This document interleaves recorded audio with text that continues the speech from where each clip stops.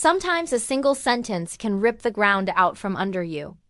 One moment you feel safe inside the life you built, and the next, you're staring at the ruins, wondering how you missed the cracks forming right beneath your feet. That's what happened to me. My name is Serena, and this is the quiet, devastating story of how my husband's one request rearranged everything I thought I understood about love, loyalty, and the woman I believed myself to be. For 8 years, I carried our marriage like a promise that couldn't break. Through miscarriages that left me hollow for months. Through job losses that forced us to rebuild from nothing. Through family drama that exhausted every last piece of patience I had through all of it. I held on to the belief that our bond was our refuge. A place where the world could fall apart, but we wouldn't. And for a long time I truly thought that was enough. I thought we were enough. But the year after our 7th anniversary, something in Damien shifted quietly, subtly, and then all at once. He started working late, coming home drained, distant, almost unreachable. Even when he sat across the dinner table, he felt miles away. His eyes barely lifted to meet mine, as though looking at me required an effort he no longer had the will to make. The warmth I once found in him had been replaced by a silence so cold it felt like winter had moved into our house. One night, I found the courage to face the ache in my chest. "Are we okay?" I asked. My voice shook, though I tried to hold it steady. He hesitated. That hesitation alone sliced through me. Then he said, "I just feel like there's more I need to experience before I die." I didn't know what that meant. I tried to convince myself he was talking about traveling, about rediscovering some purpose he'd lost along the way. I tried to pretend it was harmless. But when a man avoids your eyes long enough, your heart learns to pay attention to the things you wish it didn't feel. A few nights later, he asked me to sit with him at the kitchen table. He didn't reach for my hand. He didn't smile. His eyes were sharp, focused, almost painfully clear. And then he said the sentence that split my world in two. "I have a wish.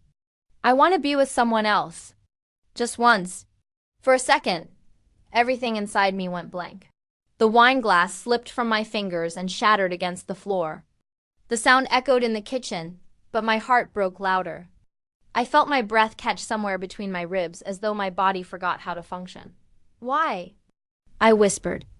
It was the only word I could form. "It's not about you," he said gently. "I love you, Serena. But I've only ever been with you. I don't want to die wondering." That night I stayed awake staring at the ceiling, trying to hold myself together. I kept asking myself how the man who once traced constellations on my skin could now ask for something that would destroy us.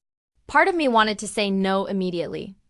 To tell him that love doesn't survive when you let another person in. But another part of me, tired, worn down, bruised by years of emotional storms, just didn't have the strength to keep fighting for something that already felt like it was slipping away. So, against every screaming instinct in my body, I said yes. The way he exhaled, relieved, almost grateful, stabbed deeper than his request itself. He called it trust. I called it surrender. And I hated how easily he embraced the freedom I handed him. A few days later, he booked a weekend away. He promised it would only be once. He promised we would go back to normal. He promised the closure he needed would somehow heal us both. I wanted to believe him. I needed to believe him. So I clung to those promises as though they were the last threads holding us together. The night he left, I locked myself in the bathroom. The tiles were cold beneath me as I collapsed, the sobs shaking through my entire body. I twisted my wedding ring until my skin reddened, wondering what it even symbolized anymore.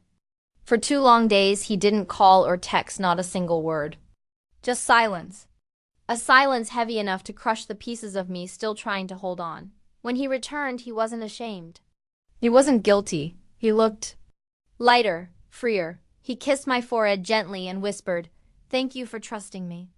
As though everything was fine. As though I hadn't spent 48 hours falling apart alone. I tried to smile. I tried to bury the ache.